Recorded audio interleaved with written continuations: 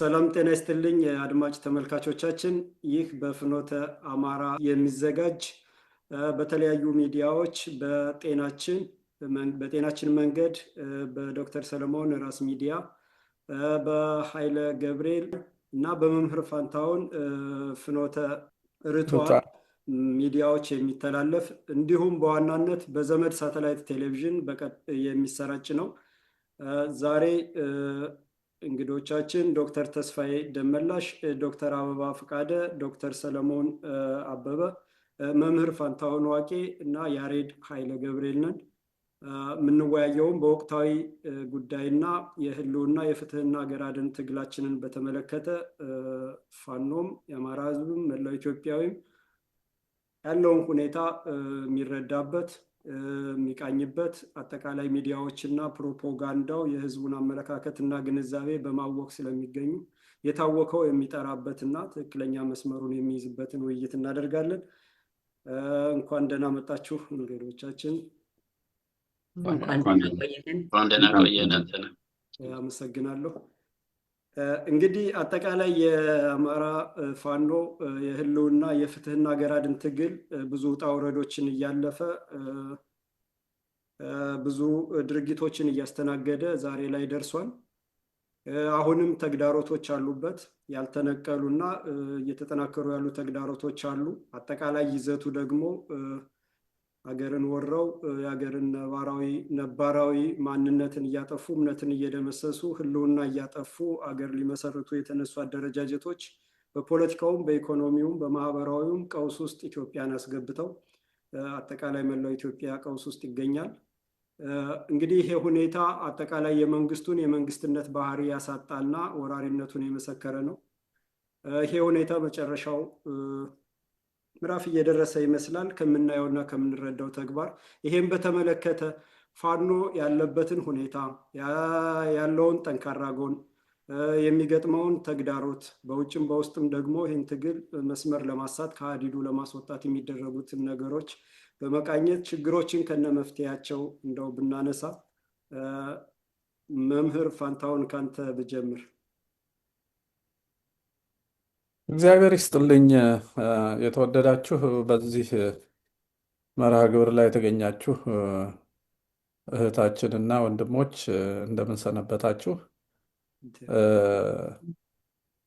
ክርስቶስ ተንሥአ እሙታን። ካሜራህን ዝቅ አድርገው መምህር፣ ግንባርህ ላይ ትንሽ እንትን ብሏል። እሺ፣ በጣም ጥሩ። ያው በዚህ ወራት ሰላምታችን ክርስቶስ ተንሥአ እሙታን ነው የምንለው። በእውነት ተነስቷል ጌታችን።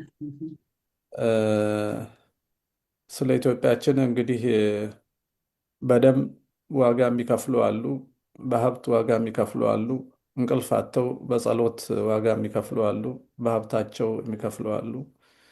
ያ ተዋጥቶ ነው ውጤት የሚያመጣውና ህይወት የሰጡን ግን ህይወት የሚሰጡን ወንድም እህቶቻችን ግን ታላቅ ክብር ይገባቸዋል። መጀመሪያ እነሱን እንኳን አደረሳችሁ። ለራሳችሁ ሳይሆን ለሀገር፣ ለወገን፣ ለህልውና፣ ለፍትህና ለሰብአዊነት የምትከፍሉት ዋጋ በሁላችን ልብ ተጽፎ ይኖራልና ክብር ይገባችኋል ማለት ፈልጋለሁ።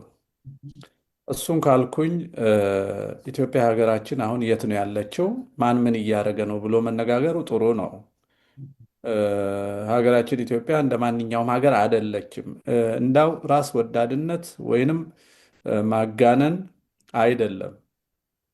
የባቢሎንን፣ የሮማን፣ የግሪክን፣ የፋርስን ስልጣኔዎች በሙሉ ከክርስቶስ ልደት በፊት ወደ 3000 ዓመት 2000 ምናምን ዓመት ወደዛ ብትሄዱ ትልቁና ረጅሙ ስልጣኔ መቆየት የቻለው 600 ዓመት ነው።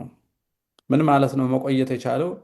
በአንድ ሀሳብ ላይ፣ በአንድ የሀሳብ መስመር ላይ፣ በአንድ አስተሳሰብ የቆየው 600 ዓመት ነው የመጨረሻው ረጅም። የኢትዮጵያ ግን ከኖህ መርከብ ጀምሮ እስከ ዛሬ አስተሳሰብ ያልቀየረ በክርስቶስ ልደት ፍጹም የሆነ ነው። ይሄንን በባህል፣ በእምነት፣ በስደት፣ በወረራ፣ በመግፋት፣ በመገፋት፣ በመቀላቀል፣ በመደባደብ እና በመተቃቀፍ ውስጥ ያፈራ ነው። ግን ዋናውን መስመር ሳንለቅ የኖርንበት እስልምናም አይሁድም ቅድመ አይሁድም የነበረው ሕገ ልቦናችን በየሰፈሩ ደግሞ የራሱን አምላክ ፈጥሮ ሰው አምላኩን ሲፈልግ ሲባዝን ጣዖትም ይሁን ምን ፈጥሮ ቢኖርም ተቀላቅሎ በዚህ ድብድብ መሃል በጣም ተላቅጦ 3,000 እና 5,000 ዓመት አምስቱን ትተን 2,000 ብንመዘግብ ብናነሳ የተጻፈ አፈ ታሪክ ያልሆነ የተጻፈ ታሪክ ያላት ያ ታሪክ ደግሞ ወረቀት ላይ ያለ ሳይሆን በልቦናችን በትውፊታችንና በአስተሳሰባችን ውስጥ የሰረጸ 3,000 ዓመት የሚነገር ታሪክ ያለው ህዝብ ነው። ከዚህ ታሪክ ውስጥ ነው እሴቶች የሚመነጩት፣ ፍላጎቶች፣ እይታዎች፣ ነጽሮተ ዓለሞች የሚወጡት እንጂ ከባዕድ ትምህርት ውስጥ አይደለም የሚመጡት። ከዛም ይገኛል የእይታ ማግኘት አለ። ይሄኛው ግን በመኖር የራስን አገር በማወቅ የሚገኝ ነው። የኢትዮጵያ መቅሰፍት እኔ እንደሚመስለኝ በተለይ ማይጨው ላይ በደረሰብን ድንጋጤ ከሰማይ መርዝ ሲነሰንሰብን በነበረን ድንጋጤ ንጉሳችን ህዝብ እንደ በረሮ ሲረፈረፍ ሲያዩ የረፍራፊውን ጥበብ የመመኘት ወይኔ እኔም ሰማይ ላይ ብወጣ እንዲህ አልሆንም ነበር የሚል ምኞት፣ ቁጭት፣ አገርን ከጥቃት ለአንዴና ለመጨረሻ ጊዜ የማዳን ቁጭት ሳንመራመር የራሳችንን ጥለን የባዕድ ትምህርት ማምጣታችን ነው በሩን የከፈተው የጥፋቱ። ከዛ በኋላ የወረሩንና ድል የነሳናቸው በዛ ቅድም ባልኩት የረጅም ዘመን የጋራ በወረቀት ሊጻፍ የሚያስቸግር በውጣ ውረድ ያመጣ ነው እሴትና ያስተሳሰረን ማንነትና ስነ ልቦና ድል የነሳቸው ወራሪዎች የአሰለጠኑን መጥተው ራሳችንን እንድንጠላ፣ ንጉሳችንን እንድንገድል፣ ጳጳሳችንን እንድንሰቅል፣ ህዝባችንን በጎሳ በቦታ እንድንካፈል አስተማሩን ብዬ ነው የማስብ። ያ ነው የሞት በር የከፈተውና ህወሓትና ኦነግ ወልዶ የዘር ህገ መንግስት ያጻፈው። የሁለቱ ድቅል ነው ብልጽግናን የወለደው። አሁን ሞት፣ ስደትና እልቂት የነባርነት ጥላቻ ነው ያለው። ነባርነትን ካልነቀልን በኋላ ቀርነት፣ ቆሞ ቀርነት፣ የቀድሞ ስርዓት ናፋቂ አሃዳዊ የሚለውን ካልነቀልን ብለው የተነሱ ሰዎች በዛ በነባር ማንነት ላይ የቆምነውን ክርስቲያኖችንም ሙስሊሞችንም ከሆኑ በአማራ ስም እየሰየሙ ዘር ማጥፋት ውስጥ ገቡ። ዛሬ እኔና እናንተ የምንነጋገረው የብዙ ዓመታት ጉዞ ውጤት ስለተገለጠብን በምርቱ ላይ ነው የምንነጋገረው። በምርቱ ላይ ነው እየተነጋገርን ያለ ነው። ይሄን ለመቀልበስ የተነሳው የተቆጣው ለህልውናው ነው የተነሳው። ፖለቲካ ሊሰራ አልተነሳም። ህልውና መወራጨት ነው። ትምህርት አያስፈልግም። የእናታችን ጡት እንኳን ትልቅ ሆኖ ወተት አግቶ ሲያፍነው ህፃኑ ይወራጫል መጥባቱን ትቶ። ያ ህልውና ነው፣ ስለታፈነ ነው። እናቱን ጠልቶ አይደለም። የአማራዎችና አማራን እሴት አይነት የተሸከሙ ኢትዮጵያዊ እሴት ያላቸው ሰዎች ቁጣ ህልውና ነው። አሁን የምንነጋገረው የህልውና ትግል ውስጥ ሆነን ነው። ህልውናችንን ሊያጠፉ የተነሱ ሰዎች ሰይፋቸው ባለ ብዙ ስለት ነው። እምነት ያጠፋል፣ ትውፊት ያጠፋል፣ ያን የተሸከሙ ሰዎችን ያጠፋል፣ ታሪክ ያጠፋል፣ ቅርስ ያጠፋል፣ ትርክት ያወድማል፣ ያስተሳሰረን ይበጣጥሳል። በብዙ ስለት ነው የሚቆራረጠን። ለዚህ ህልውና የተነሳ ሰው ደግሞ እነዚህ ስለቶች ማወቅ አለበት። ያን ጊዜ ነው ፖለቲካው የሚመጣው። ትጥቁ እየሰራ የስለቶቹን አንግል ማወቅ ፖለቲካ ነው። እና እኔና እናንተን ያገናኘን ወንድሞቼ በዚህ አይነት ውስብስብ ነገር ውስጥ ስለመጣን ኢትዮጵያ ከዚህ ከዘቀጨችበት የማንፈልገው የእልቂት፣ የመለያየት፣ የጥላቻ፣ የሐሰት ትርክት፣ የሰውነት ክብር በቡድን አምባገንነት ውስጥ የተቀበረበት ሰው እኮ የለም ኢትዮጵያ ውስጥ። አሁን ቡድን ነው ያለው፣ ኦሮሞ ነው ያለው፣ አማራ ነው ያለው፣ ትግሬ ነው ያለው እንጂ ሰው እኮ የለም። ለዚህ ነው ሰው ሲታረድ የማንደነግጠው። ሲገደል ሲፈናቀል እየለማ ነው ብለን እኮ አስፋልት የምናሳየው ሰውነትን ስለረሳን ነው። የእኛ ቡድን መጠቀሙን ብቻ ነው የምናስበው። ስለዚህ እንሻገር፣ ከዚህ እንውጣ ስንል ወደ ሰውነት እንመለስ ማለት ነው። ወደ ሰውነት ለመመለስ ወደ ሰውነት የሚመልስ ሂደት ያስፈልጋል። ሂደት የሚመራ ቡድን ያስፈልጋል። ቡድኑ የሚመራበት ፍልስፍና ያስፈልጋል። ያ ሽግግር ነው፣ ወደ ሰውነት የመመለስ ሽግግር ነው እና ወንድሞቻችን በሰሜን የጀመሩት አሁን ደግሞ ከትላንት ወዲያ ሰምተን እንደሆነ በአርሲ መግለጫ ያወጡት የኦሮሞ ኦርቶዶክሶች እና ሌሎች ነባር ሙስሊሞችም በሸዋ ውስጥ የሚካሄደው በተለያየ ቦታ ንቅናቄዎች አሉ። እነዚህ ወዴት ይወስዱናል? ወደቡ ምንድን ነው የሚለውን ተነጋግረን እያጠራን ወንድሞቻችን ከኦጋዴን ጫፍ እስከ አዛላ አንበሳ ጫፍ በፋኖነት ስሜት ተናበው ወደብ እያዩ እንዲሄዱ የሚረዳ ውይይት የምናደርግ ነው የሚመስለኝ እና እኔ እንዳው አጠቃላይ መግቢያ ይሁን ብዬ ነው። አመሰግናለሁ። አንትሽ ጊዜ እንዳልወስድ። እናመሰግናለን መምህር። ዶክተር አበባ ወደ አንቺ ልምጣ። ተመሳሳይ እግዚአብሔር ይስጥልን። እንኳን ለብርሃነ ትንሣኤው ለዳግማ ትንሣኤው አደረሳችሁ። እናንተንም አድማጮች እና ተመልካቾችንም መምህር በጥሩ ሁኔታ ስላስቀመጠልኝ ብዙ ደጋግም የምናገራቸውን ሀሳቦች እንዳልደግም ያደርገኛል። ከዘረዘራቸው ልነሳና እንዲደጋገፍ በማለት ነው።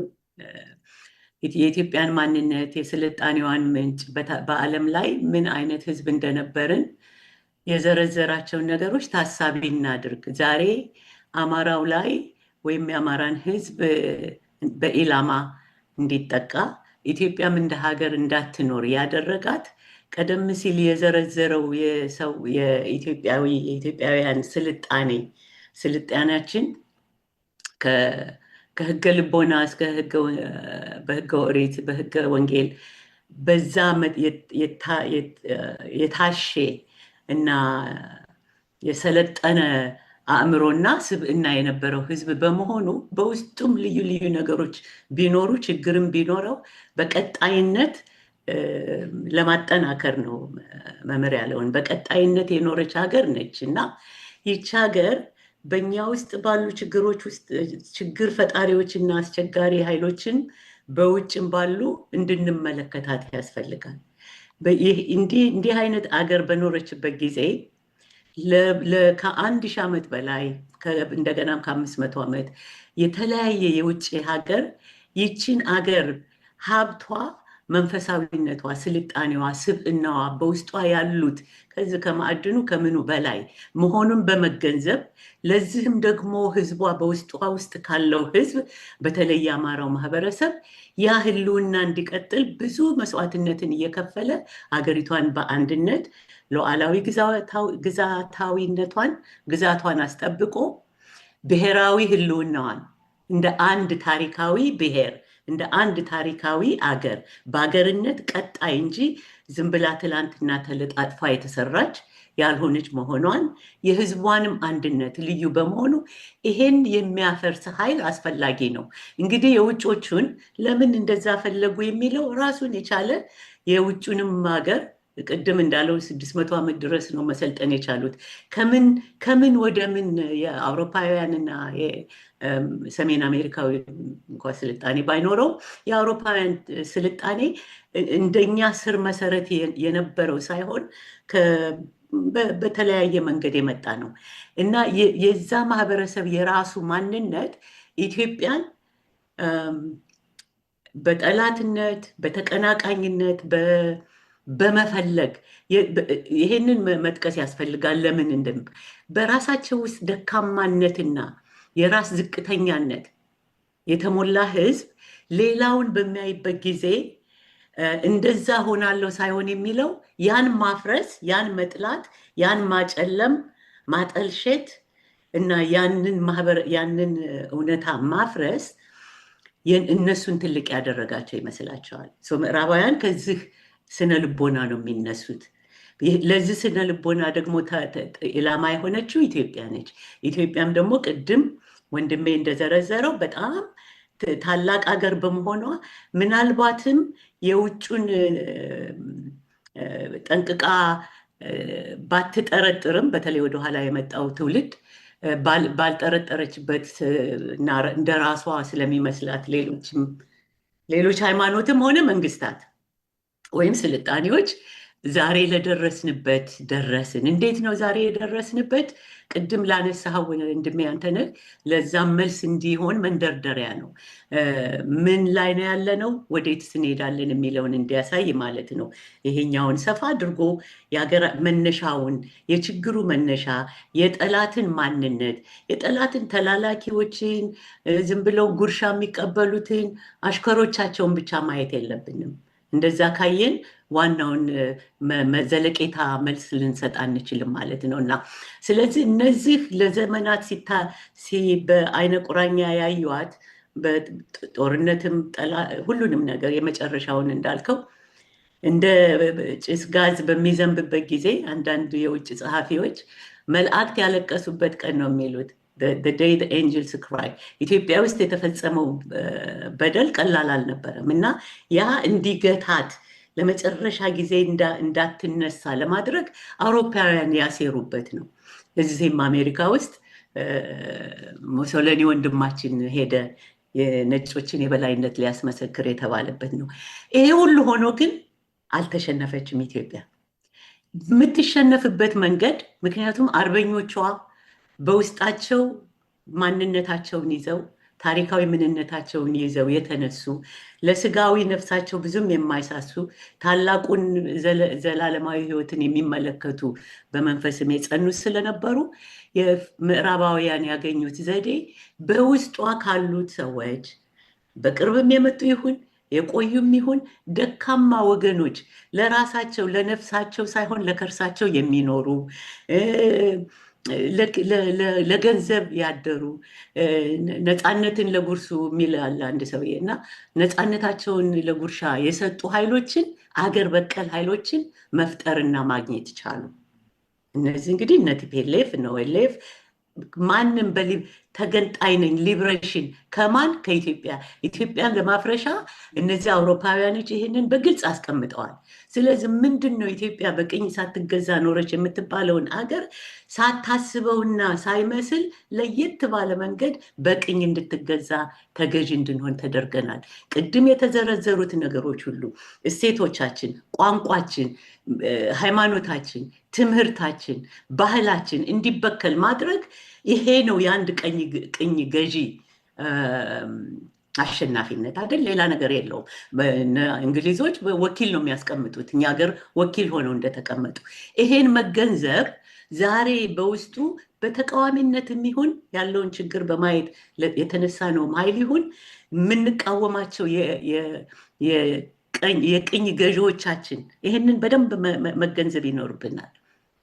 ዛሬ በኢትዮጵያ ውስጥ በኦሮሞኛ ቅድም ከ2000 ዓመት በላይ ነው ቋንቋ በግዕዝ በነ ሄኖክ የተፈጠረ የመጀመሪያ ፊደል ያላት አገር በላቲን አልፋቤት እንድትጽፍ መደረጉ፣ ሰንደቅ ዓላማዋ እንዲወድቅ መደረጉ፣ አንድነቷ እንዲፈርስ ማድረጉ፣ አንድ ህዝብ እንዳልሆንን ግዛታዊ ሉዓላዊነቷ ከሰሜን እስከ ደቡብ ከምዕራብ እስከ ምስራቅ የነበረችዋን አገር አፍርሰው በህግ ደንግገው የገቡት የፈረንጆቹ የአውሮፓውያኖቹ ለኢትዮጵያ በአይነ ቁራኛ ሲመለከቷት ለነበሩት ኃይሎች ተላላኪና በእነሱ ተደጋፊ ስለሆኑ እንጂ ከአማራው ከወላይታው ነባር ከነበረው ህዝብ የበለጠ አቅምም እውቀትም ኖሯቸው አይደለም። ይህን ማወቅ ያስፈልጋል።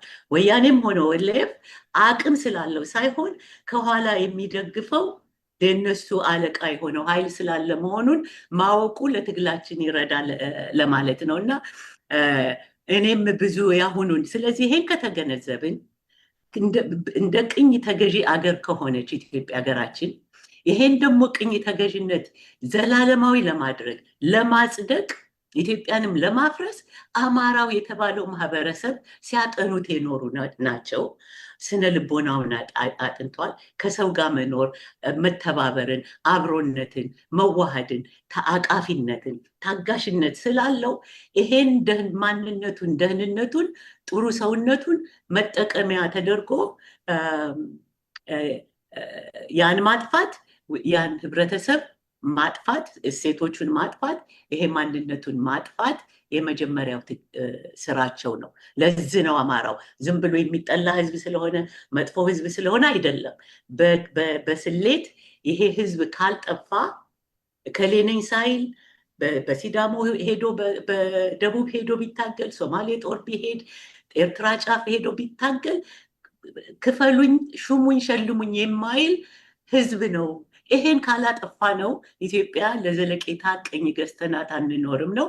ይሄን ደግሞ አሁን ላለንበት ጊዜ እንደምታዩት እግዚአብሔር ይመስገን ከረዥም ጊዜ በኋላ ይሄ ስቴት በውስጣቸው ያሉ ወጣቶች ተነስተው ፋኖን መስርተው በመታገል ላይ ናቸው። ይሄ እንግዲህ ይሄ ደግሞ ጠላት ዝም ብሎ ያየዋል አይደለም። እሱን ኋላ እንመለስበታለን። እንዲህን ልክ አማራውን ዝም ብሎ እንደማያየው እውነተኛ ኢትዮጵያዊነትን እውነተኛ ማንነትን የሚመልስ የአማራውንም ወቅታዊ ፍጅት ላይ የተዳረገውን ህዝብ ሊያድን የሚችለውን ኃይል በአስቸኳይ በውስጡም ገብቶ በምንም በተለያየ መንገድ ቅድም በተባለው ስልት ስራ ላይ ናቸው። ስለዚህ እሱን እንዴት ሆነን ነው ከዚህ ወጥተን ነፃ ሀገር የምንመሰርተው በነማን እንዴት የሚለውን እንሄድበታለን። ግን አንድ ዘለሰኛ በጾሙ ጊዜ ስሰማ ነው መሰልን ዘለሰኛ ይሁን ምን ይላል? አገሬን አጥቼ ከምሰለጥን እኔስ በነፃነት ባላገር ልሁን ይላል። እና ምን ያህል ወይ ዘለሰኛ ላይ ነው ወይ የድሮ ዘፈኖች ላይ ነው የሰማሁት እና በጣም ገረመኝ። ምን ያህል ንቃት እንዳላቸው ነው። እንግዲህ የፈረንጁን ትምህርት ቅድም እንዳልከው የፈረንጁን ትምህርት የፈለግነው እንድንሰለጥን ብለን ነበረ። ግን በተንኮል በምን በሬት እንትን ተብሎ ስለመጣ ያን መሆን ማለት ባርነት ማለት ነው። ዛሬ ያለ ነው የኢትዮጵያ ምሁራን ሀገሬን አጥቼ ከምሰለጥን እኔስ በነፃነት ባላገር ልሁን። ይሄ እንግዲህ ባለ እንትኖችም ምንድን ነው የሚባለው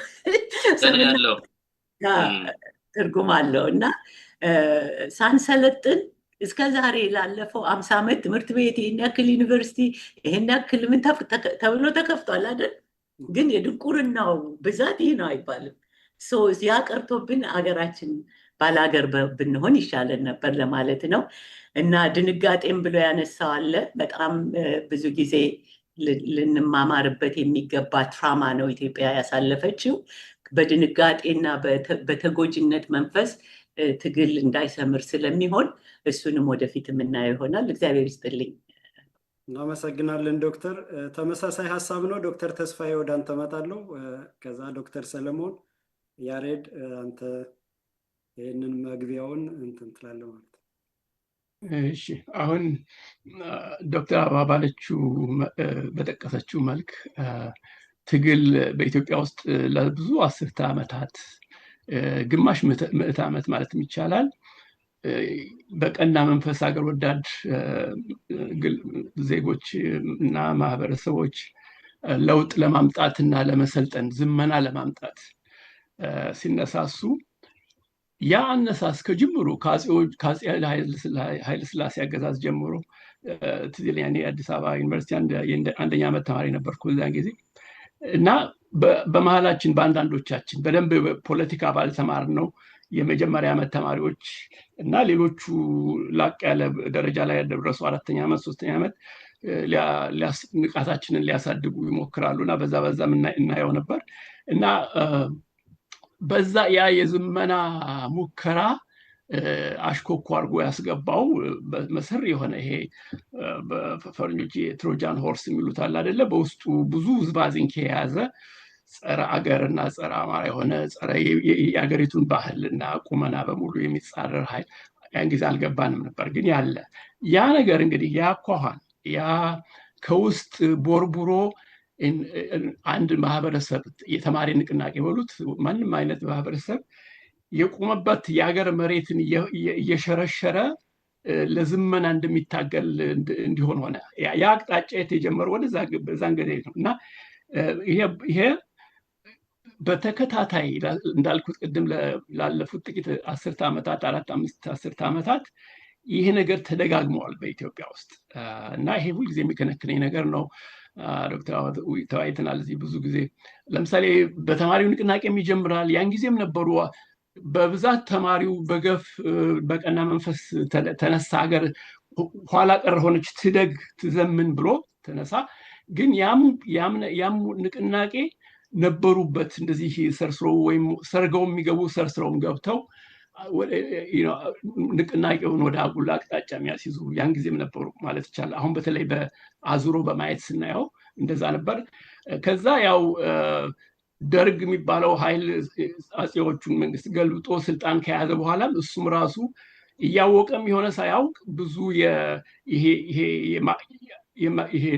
የለውጡን አካሄድ የማሰናከል እንትን አካሂዷል እሱ። ከዛ ቀጥሎ ያው የወያኖቹ ዋናው የዘረኛ አገዛዙ መሰረት ጣዮችና አራማጆች እነሱ በእርግጥ በገሃድ ራሱ ኢትዮጵያ የሚለው ጋር ጠብ ከኢትዮጵያዊነት ጋር ጠብ ያላቸው አይደለም ይሄ በዘር ፖለቲካ የተዋጡ ስለነበሩ እና አሁን ያለንበት ጊዜ አሁን የፋኖ ዘመን ልበለው የፋኖ የትግል ዘመን የፋኖ የዝመና ዘመንም ሊሆን ይችላል። እነሱም በተወሰነ ደረጃ ያንን የለውጥ ምኞትን ዓላማ አንግበዋል በተወሰነ ደረጃ። ምክንያቱም ያው ግባቸው ላይ እንሰማዋለን።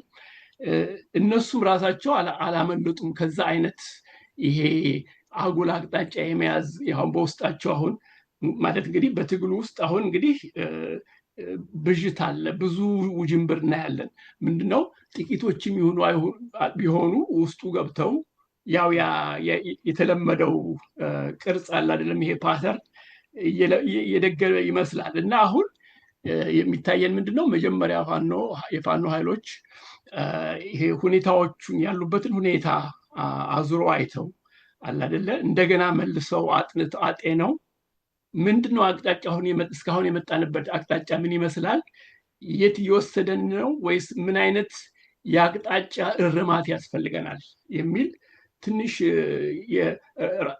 የውይይት ሳላለም በጣም ጠንከር ያለ ውይይት አድርገው ኮርሳቸውን ማሻሻል ይኖርባቸዋል ብዬ አምናለሁ። ምክንያቱም ከዛ መጀመር አለበት።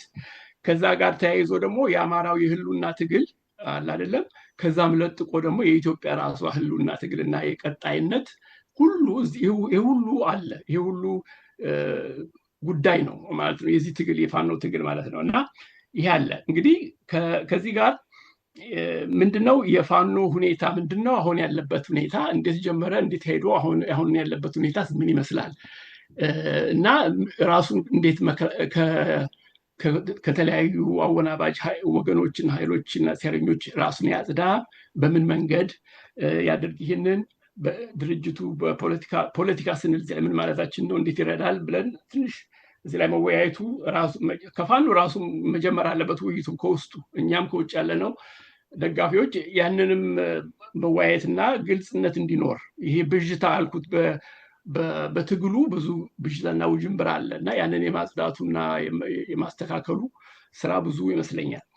እንግዲህ ከዚህ ጋራ ተያይዞ የሚታየኝ ሌላው ነገር በፋኖ ኃይሎች አመራር ውስጥ በዋና አንኳር የሆኑ ዓላማዎች አላለም ፋኖዊም አማራዊም እና የአገራዊ ኢትዮጵያዊነትን ያቀፈ ዋና ጉዳዮች ምንድናቸው ብለው ጠይቀው እርስ በርስ አንድ አይነት የሆነ መርሃዊ ስምምነት ወይም ደግሞ ስልታዊ ስምምነት መድረሱ በጣም ወሳኝ ነው ብዬ አስባለሁ።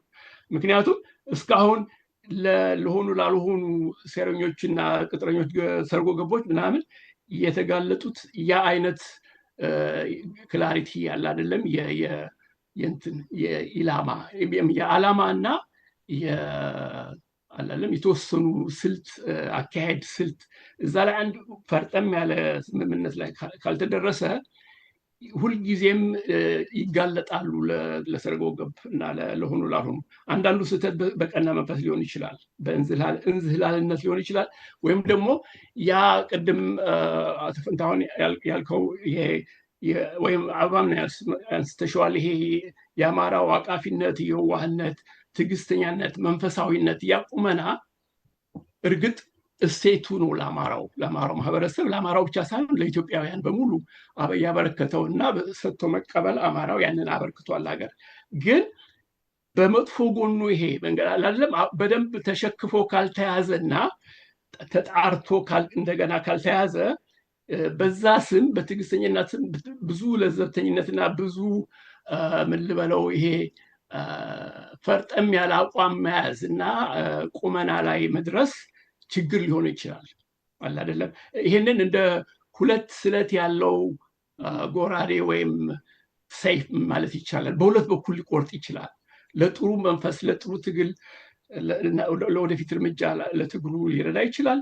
በሌላ ጎኑ ባሉታዊ ጎኑ ደግሞ ጎጂ ሊሆን ይችላል። ምክንያቱም አማራው በሆኑ ባልሆኑ ወገኖች በቀላሉ ሊጠመዘዝ ይችላል። ፋኖም ተብለው ፋኖ ታጋይ ተብለው ህይወታቸውን እና ኑሯቸውን በሙሉ ለዛ የቀረቡትም እንኳን እንዲሁ የዋህ በመሆን ወይ ትዕግስተኛ በመሆን አቃፊ በመሆን ብዙ ጉዳት ሊመጣ ይችላል እና ይሄ ራሱ እሴቶች የምንላቸው በደንብ የምንወዳቸውና የምናከብራቸው እሴቶችን ቢሆኑ መልሰው አላለም ታይተው ጠበቅ ያለ ይዞታ ቢኖራቸው ጥሩ ነው ብዬ አስባለሁ። ይሄ ፋኖነት ነው ራሱ ብንወስደው እንደ ጽንሰ ሀሳብ ፋኖ ማለት ምንድን ነው? ፋኖነት እና አሁን በጣም ወለል ያለ አጥር የሌለው ይሄ ደግሞ ዋና በር የሌለው ወይም ጠባቂ የሌለው ሆኗል። ማንም ብልጽግና የሚባለው ማሜናው ሁሉ ፋኖ ብሎ ራሱ የሚያስተማራቸው ኃይሎች አሉ። ይህ መሆን የለበትም።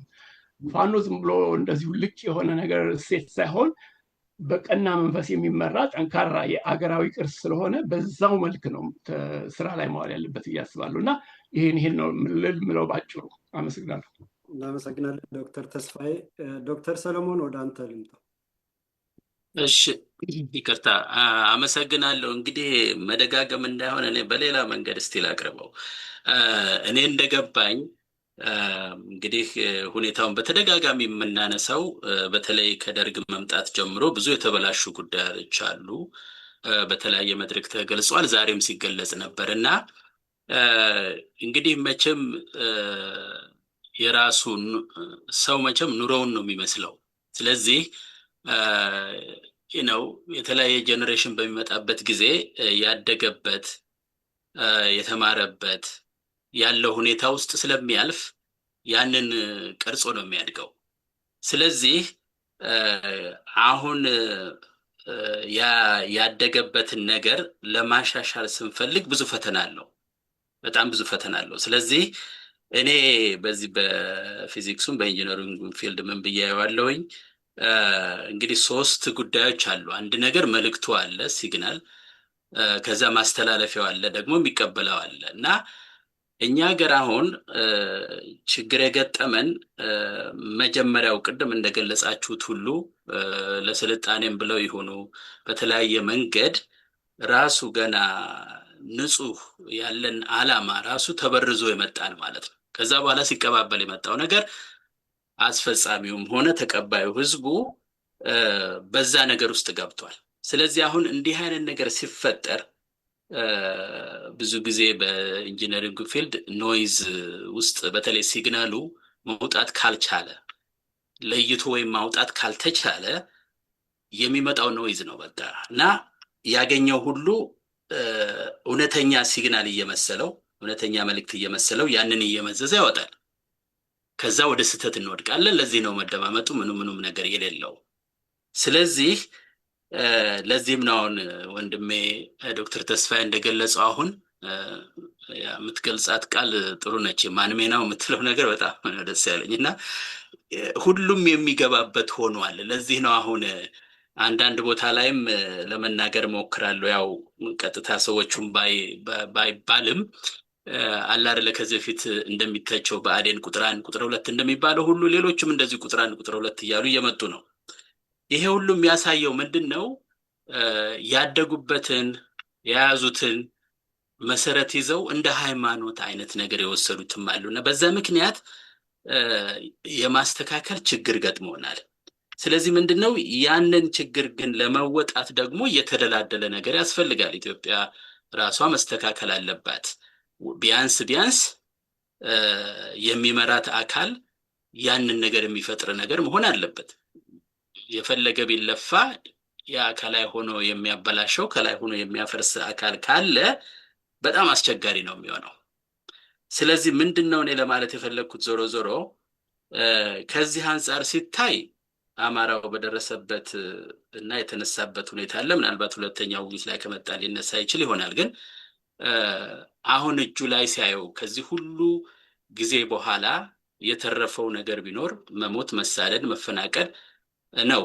ስለዚህ ያ ሲሆን አይ ለህልውና ብሎ ተነስቷል። ሲነሳ ደግሞ ያው ፋኖ የሚችለውን ነገር አደርጋለሁ ብሎ ተነስቷል። እኔ በአንድ በኩል የፋኖ መነሳትን በጣም ነው ማደንቀው። ምክንያቱም ቅድም ባልኳችሁ ምክንያት እንደዚህ በጣም ውስብስብ በሆነ መንገድ አልፎ ከዚህ ሁሉ ከዘረኛ ስርዓት በተለይ ወያኔ ደግሞ ከመጣ ስንት ዓመት ሙሉ በዛ ያደገ ልጅ አሁን ተነስቶ ይሄን ትልቅ ዓላማ ይዞ ሲነሳ በጣም ትልቅ ነገር ነው። ስለዚህ ምንድነው አንዳንድ ጊዜ ማነሳውም ነገር አለ ሆነ ለመናገር ከራስም ከስስትም አንፃር ሊሆን ይችላል። አንድ አይን ያለው ባፈር አይጫወትም ይባላል። ስለዚህ አሁን በእኔ ግምት ያለው ፋኖ ብቻ ነው ኢትዮጵያን ያድናል ብዬ የማምነው። ስለዚህ ያንን የምናስተካክልበት መንገድ ስተትም ካለ ምንም ካለ መሞከር ነው። አንዳንድ ጊዜ ምን ይሰማኛል ሁሉም ጠላትም ሲወርድበት እኛም ባገኘነው ስንወርድበት ትንሽ ነገሮች እንዳይበላሹ ሰጋለሁኝ። ራሴን እንትን ለማለት ነው እዚህ ላይ ግን ያ አይተች ማለት አይደለም። ስለዚህ ዞሮ ዞሮ የኔ ሐሳብ ምንድነው ይሄን የተበላሸ ስርዓት ለማስተካከል ብዙ ስራ ይጠበቅብናል። ያን ለማድረግ ደግሞ መቼም በማስተማር ያለፋችሁ ታውቁታላችሁ በደንብ የተለያየ ተማሪ ሲኖር ተማሪውን ብቃት እንዲኖረው ለማድረግ ምን አይነት ዘዴ ልጠቀም የሚል አባባልም ነው አሰራርም ይኖራል። ያ ሁሉ ስላለ ያን ሁሉ መረዳት አለብን ባይነኝ ነኝ። አዎ ኢትዮጵያ ትልቅ ሀገር ነበረች፣ ግን አሁንም ባለው ትልቅ ነች። በርግጥ ግን ዞሮ ዞሮ ምንድነው የሚሆነው የታሪክ አጋጣሚ ያለንበት ወቅት ነውና ያለንበት በጣም መጥፎ ወቅት ነው። ያንን እንዲስተካከል ጥረት ማድረግ ነው ያለብንና ጥረት ስናደርግ ደግሞ እየተደጋገፍን አንድነታችንን የማያላላ ነገር በተለያየ መንገድም የሰው ጸባይም እንግዲህ ዶክተር አበባ ደግሞ በዛ ታያዋለሽ የሰው ጸባይም የራሱ መንገድ ስላለው ከእጃችንም አፈትልኮ እንዳይወጣ ሌሎቹም እንዳይጠቀሙበት የማድረግ ኃላፊነት ያለብን ይመስለኛል። ስለዚህ ከዛ አንፃር ብዙ ስራ ይጠበቅብናል ለማለት ነው። እኔ ብዙ ያልተነሳ ስላለ ስለዚህ ምንድነው አንደኛ እጃችን ላይ ያለ ነገር አለ። አማራው የተጎዳበት ብዙ ነጥቦች አሉ፣ የሚያነሳቸው ብዙ ነገሮች አሉ። ከአጽመርስቱ ጀምሮ ከማንነቱ ጀምሮ ከታሪኩ ጀምሮ ከእምነቱ ከሁሉም ነገር ብዙ ነገር ስላለው ያንን ሁሉ የመቀልበስ ነገር አለብኝ ብሎ ስለተነሳ መንገዱ መሆን ያለበት በሚያበቃ ኮንስትራክቲቭ በሆነ መንገድ ቢሆን ጥሩ ነው ብዬ ለማስገንዘብ ሞክራለሁ። በተረፈ ግን በሙሉ የተናገራችሁት ነገር ስለሆነ እኔ መደጋገሙ ብዙ እንትን አያስፈልግም። የፋኖ ጉዳይ ሲነሳ ወደ በኋላ አንዳንድ የራሴ አስተያየት ይኖረኛል። ለአሁኑ ግን ያለኝ ይሄ ነው። አንተነህ በጣም ጥሩ ዶክተር፣ እናመሰግናለን። ያሬድ ወደ አንተ ልምጣና ወደ ዋናው ነጥብ እንገባለን ማለት ነው። እሺ እግዚአብሔር ይስጥልኝ ሁላችሁ እድሉን ስላገኘው እንኳን አደረሳችሁ እላለሁ ለዳግማ ትንሣኤ። እኔ ማነሳው ነገር ምንድነው ዋናው ነገር ታሪካችንን በደንብ ካወቅን ወደኋላ ሄደን መፍትሄውን ለማምጣት ቀላል ነው የሚሆነው።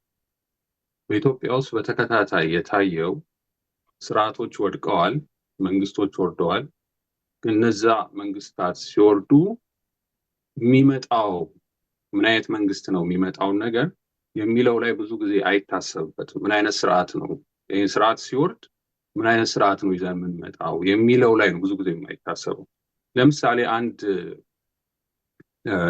የማያስፈልግ መንግስት ወይም ያረጀ መንግስት እንበለው እንደ አንድ ቤት ብናየው ያ ቤት አፍርሰን ስናፈርሰው ማፈርሱ በጣም ቀላል ነው። የሚያስፈልገንም መሳሪያዎች ቀላል ናቸው፣ የማፍረሻ መሳሪያ ነው። ስለዚህ መለኪያ አያስፈልገን። አዲስ ቤት ለመስራት ግን ይሄ የምንሰራው ቤት ይሄን ካፈረስን በኋላ ይሄን ቤት ነው የምንሰራው ብለን መለኪያችንን ይዘን በስነ ስርዓት አዘጋጅተን ከዛ በኋላ ነው እንግዲህ ይሄን ቤት ሰርተን ስንሰራ በዛ ውስጥ የምንፈልጋቸውን ነገሮች ማድረግ የምንችለው። አሁን እያየሁት ያለሁት ግን በአብዛኛው ወይም በኢትዮጵያ ታሪክ ውስጥ ያለፉት ነገሮች ስህተቶች ብቻ ስርዓቱ ይውደቅ ነው ብዙ ጊዜ ትኩረት የሚደረገው እና ሁሉም የየራሱን ነገር ነው ቀድሞ ይዞ የሚመጣው። ለምሳሌ ቤቱ ከመፍረሱ በፊት እያሰብን ያለ ነው ወይም እያወራን ያለ ነው እየተነጋገሩ ያሉት ወይም ተጽዕኖ እያሳደርን ያለ ነው የቤት ዕቃው ይሄ ይሻላል፣ ይሄ ሶፋ ይሻላል፣ ይሄ አልጋ ይሻላል የሚለው ላይ ነው ትኩረት የምናደርገው እንጂ ይሄን ቤት ካፈረስን በኋላ ምን አይነት ቤት ነው የምንገነባው፣ ያት ቤቱን ስንገነባት ምንድን ነው የሚያስፈልገን? ምክንያቱም ለማፍረስ የተጠቀምንበት መሳሪያና ለመገንባት የምንሰራበት መሳሪያ የተለያዩ ናቸው፣ ወይም ተጨማሪ መሳሪያ ያስፈልገናል። ይሄ የመለካት መሳሪያ ማለት ነው። ስለዚህ በተቋም ላይ በስርዓት ላይ በስርዓተ መንግስት ላይ ትኩረት ቢደረግ አሁንም ችግሮች አይመጡም ማለት ነው። ስለዚህ አሁንም የፋኖ ትግል ሲነሳ አሁንም ስርዓቱን ለማውረድ ነው። አንደኛው ዓላማ ለህልውና ስጋት የሆነውን መንግስት ማውረድ ነው። ሁለተኛው ፍትህ ማረጋገጥ ነው። ሶስተኛው አዲስ ስርዓተ መንግስት ማምጣት ነው። እነዚህ ናቸው መሰረታዊ ዋና ዓላማዎች። እነዚህን ነገር ለማምጣት ነው አሁን የሌላው እገዛ የሚያስፈልገው። በተለይ የመጀመሪያው ጊዜ ምናልባት የመጀመሪያው 2 ዓመት ትኩረት የተደረገው በስሜት ላይ በኢሞሽን ላይ ነበር እና ቁጭ ብሎ እንደዚህ ተረጋግቶ ውይይት አልተደረገም እና እነዚህ ውይይቶች በጣም ወሳኝ ናቸው። በተለይ ይሄ ስርዓት ከወደቀ በኋላ ምን አይነት ስርዓተ መንግስት ነው የሚያስፈልገን? እንደ በፊቱ እንዳንሳሳት ሁላችንም ልክ የኃይለ ሥላሴ መንግስትን ለማውደቅ ሁሉም ተባብሮ ነበር። ግን ከዛ በኋላ ሁሉም የየራሱን ቤት ዕቃ ይዞ ነው የመጣው አይደል? የራሱን ድርጅት የራሱን ፓርቲ ይዞ መጣና እርስ በርስ መጋጨት፣ እርስ በርስ መባላት ሆነ። ሁለተኛው በህወሓት ስም ሲመጣ እንደዚሁ ነው። ፓርቲው ነው ስርዓተ መንግስት ይዤ እመጣለሁ የሚለውና እንደዚህ አይነት ነገር ውስጥ እንዳይገባ አሁንም ያንን ጉዳይ ተመልሶ እንዳይደገም እንደ ሰው ሰብአዊ የሆነ ስርዓተ መንግስት ያስፈልገናል።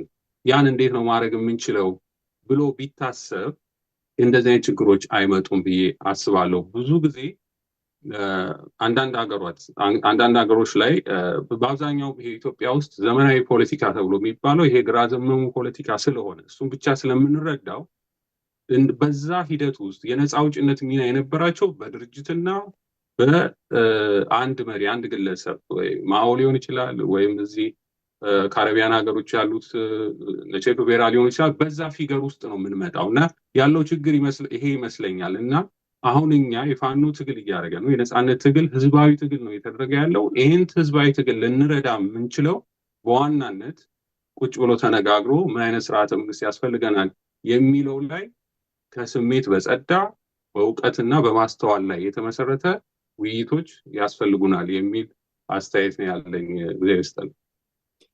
እናመሰግናለን ያሬድ። በጣም ጥሩ ሀሳቦች ተነስተዋል። እንግዲህ ከዚህ ተነስተን ከውጭም ኢትዮጵያ ልቂ ለመግዛት ያልተሳካላቸውና የተሸነፉት ምዕራባውያን መጀመሪያ የሰሩት እኛን ይሄንን ትውልድ ከአባት ከእናቶቻችን ጥበብ ነው የለዩት ማለት ነው። እንደገለጻችሁት ከትውልድ ወደ ትውልድ የሀገር ምስረታው ሁሉም ነገር እንዳይሸጋገር በማድረግ ስርዓተ ትምህርቱን በማወክ ወራሪዎችንና ተገንጣዮችን ዘረኞችን ለስልጣን በማብቃት ነው እንግዲህ የተሰራው እና ቅድም እንደገለጻችሁት እኔ ስማር ለምሳሌ አዲሱ የገነት ዘውዴ ፖሊሲ በሚባለው ዲና ሲ መስጠት አይቻልም ነበር ከትምህርት ሚኒስቴር በመጣ ደብዳቤ ማለት ነው። እና ኤና ቢ ነው የሚሰጥ፣ ተፈተነም አልተፈተነም ተማሪ ኤና ቢ ይሰጥ እየተባለ ብዙ አስተማሪዎች ሲለቁ አስታውሳለሁ። የዚህ እኔ ምስክር ነኝ ጅማ ዩኒቨርሲቲ። እና በዚህ ሁኔታ ምሁሩ ላይ ነው የተዘመተው።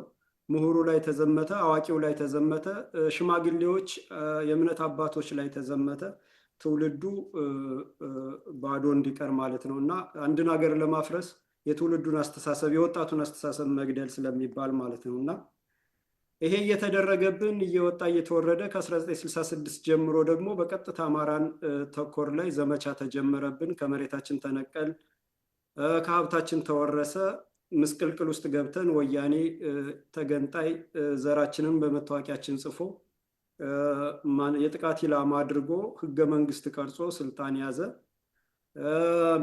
የሚገለውን ገደለ፣ ሀገራችንን ወደ ባልባ አደረገ። ያንን ሁሉ በደል አድርሶ አሁን ደግሞ ለሁለተኛ ዙር ለኦነግ አሁንም ለወራሪው አስረከበ ማለት ነው። እና ይሄን ሁሉ ግፍ እየተፈጸመብን ምሁራኑ ተሰባስቦ እንዳይደራጅ የጥቃት ኢላማ ተደርጎ አማራ መሪ እንዳይፈጥር ድርጅት እንዳያቆም በተጠና ዘዴ እየተበተነ መጨረሻ ላይ የ3 ወር ዕድሜ ተቆርጦልን ነው እንግዲህ እናጠፋዋለን ተብሎ የተዘመተብን ማለት ነው። በዚህ ዘመቻ ውስጥ ፋኖ ተነሳ፣ ስለተዘመተበት ቀጥታ ተነሳ።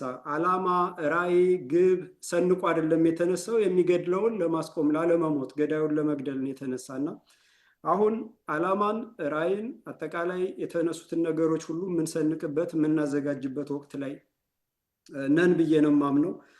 ግን ይሄ እንዳይሆን ፋኖ ለህልውናው ሲነሳ የህልውና ስጋት የሆነውን የህልውናውን አጥፊ የሆነውን አጥፍቶ እንደሚመለስ የታወቀ ነው፣ እሙን ነው እና ይሄንን ዓላማ ለማሳት ይሄንን ግብ ለማሳት ከመስመሩ ለማስወጣት የወጣለትን እና የተነሳለትን ዓላማ ትቶ ተበታትኖ ከንቱ እንዲሆን ለማድረግ በስም የተገነባላቸው በፕሮፓጋንዳ የሰለጠኑ የጀገኑ ቅጥረኞች በፋኖ ሰርገው ገብተው መሪ ሆነው እያምታቱ ይገኛሉና ይሄንን አሁን በምን አይነት መንገድ እነዚህን አጥፊዎችን ይሄ ከመጀመሪያ የመጣውን ችግርና በደል አስቆሞ ኢትዮጵያም ወደ ነበረ ክብሯ ተመልሳ እንዳትቀጥል ለማድረግ የሚካሄድበትን መንገድ እንዴት እንታገለው፣ እንዴት ፋኖ መረዳትና ምን ማድረግ አለበት የሚለው ምዕራፍ ውስጥ እንገባለን። ይሄንን ዶክተር አበባ ካንቺ ልጀምር።